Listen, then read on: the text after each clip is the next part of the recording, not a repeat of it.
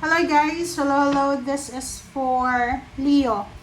Okay, Leo, welcome dito sa aking channel. Kapalaran 888 Leo.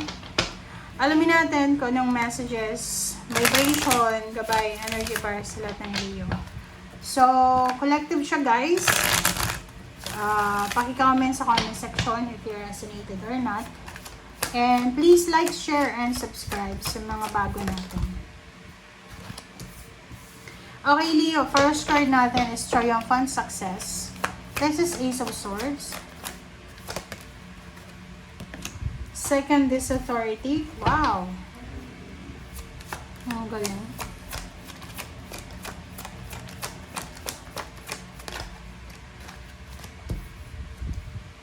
Okay, there's hope.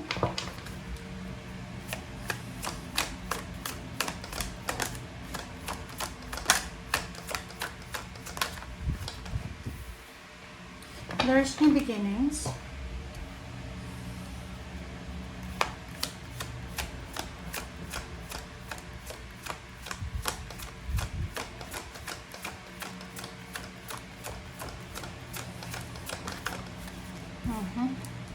Wow, material harvest. 9 of Pentacles yan guys.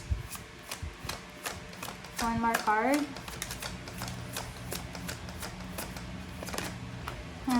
Discontents and boredom.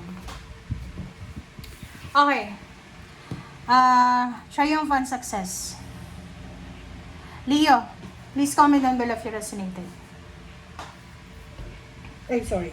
Sorry guys. Okay, so dito sa barahan to, sinasabi ng barahan na ihanda mo yung sarili mo. Prepare yourself, Leo, kasi triumphant success to eh. So, whatever man na pwedeng pagkakitaan, pwedeng magdala sa'yo ng success, or whatever man na posibleng hinihintay mo, okay? Na pwedeng magdala sa'yo ng pera, kaperahan, career, katanyagan, okay? Ay posibleng darating sa'yo, Leo. Tingnan mo siya. May pag-asa daw. Okay. There's a good news about hope. Pera. May pag-asa. Darating yung balita, communication, confirmation na may pag-asa ka na. Okay? Authority, maybe this is from someone na authoritative, like from your boss, from the owner of the company. Nakikita mo to. Sobrang ganda Leo ng barahang to. Kasi sinasabi ng barahan na parating na. Parating na yung hinihintay mo na kapangyarihan. Ito yung kapangyarihan guys na you are powerful. It's because you are rich, you are famous, you are successful. Parang ganun. So, yun. Ano man itong wini-wish mo, kasi wini-wish mo yan eh. Ano man yan na wini-wish mo, ano man yan na binapangarap mo sa buhay, parating na siya. And, doon sa mga Leo na sa kasalukuyan, may nararamdaman kayong boredom. Yung nabuboard kayo eh. Nabuboard kayo na parang pakiramdam nyo, hindi gumagalaw yung takbo ng buhay nyo. Eto na. There's a new beginnings. May magsisimula sa buhay mo. Material harvest, eto na yung Leo, yung resulta ng mga sacrifices mo, ng pagod mo. Parang sinasabi ng barahan dito na parang may darating na balita sa'yo na like kung nag-a-apply ka ng visa, gusto mong magtrabaho sa ibang bansa, or pwedeng gusto mong mag-tourist lang, there's a good news coming sa'yo na pwedeng magdala sa'yo ng pag-asa na makapagsimula ulit. Lalo yung iba sa inyo, Leo, na dati kayong OFW. Dating OFW, umuwi ng Pilipinas, na-disappoint, naubos yung ipon. So ngayon, you're trying to start over. Eto na yung pagkakataon mo. Okay? Lump sum of money. So kung ano man tong trabaho na sisimulan mo, ano man yan na trabaho, pwedeng malaking sweldo yung tatanggapin mo dyan. So, publicly, there's a public recognition dito. Okay? congratulatory messages, public recognition, awards, rewards, bagong trabaho, lump sum of money, inheritance. Lahat nasa iyo na. Okay, so parang sinasabi ng baraha dito, walang puwang ang pagiging boredom dito kasi hindi ka mabubore. Ang dami mong mga dapat na asikasuhin. Papeles, dokumento, or kailangan mong asikasuhin ito kasi pera to kaperahan. Tingnan mo. Diba? Ikaw na, Leo. Diba? Ito yung pinapangarap mo siya. Pinapangarap, at the same time, pinagpipray mo siya. Congratulations sa inyong lahat, guys.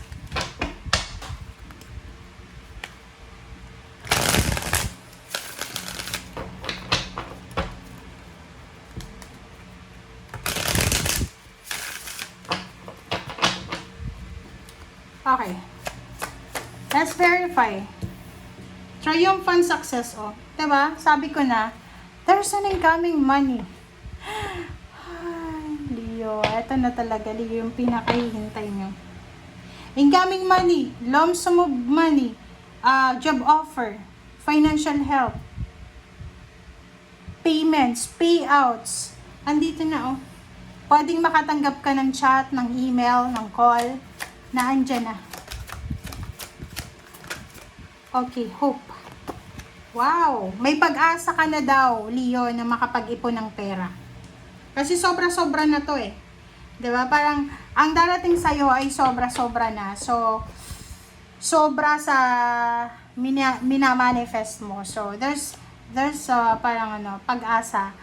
There's an opportunity na makakapag-ipon ka na dahil sa financial opportunity na yan na darating. Ganda ng baraha mo. Lot positive.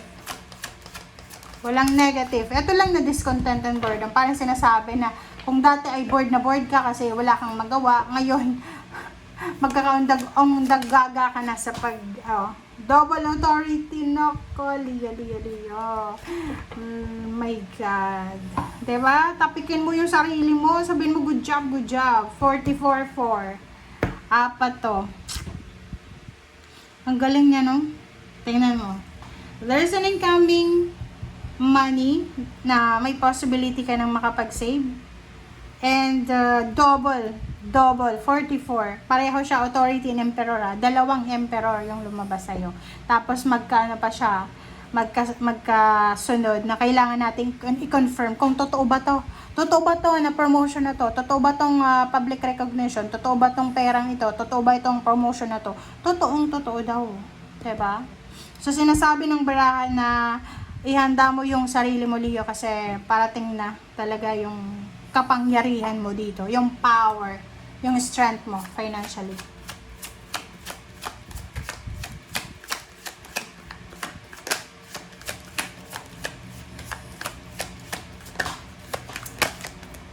Okay, let's check. Ano bang magsisimula?